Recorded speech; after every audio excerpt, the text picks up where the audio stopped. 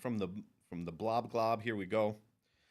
So Arun wants to know, how did I do this so that there's like the icon here, right? I have each of these items that I can eat has a little icon that shows the level that I need to be at to eat that object.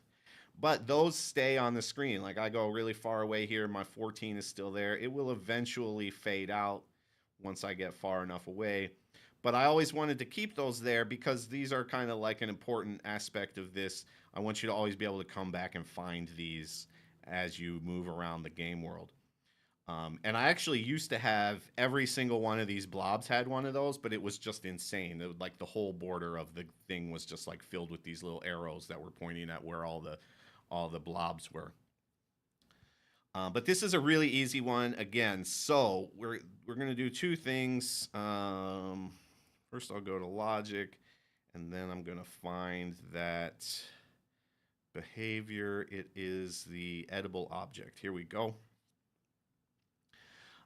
So what I have here for that in the user interface, we have the panel here, right? So this panel has an input and output, and one of the inputs that we have is position from world vector. All right.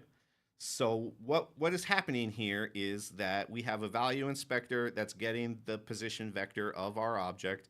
It's sending it to the UI node to let that panel know that it's always going to stay in this position globally, right?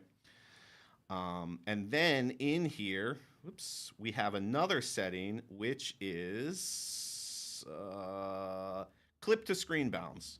So you turn that on, and that will not allow that panel to move off of the edge of the screen. Once you get to the edge, it's going to stay on the edge.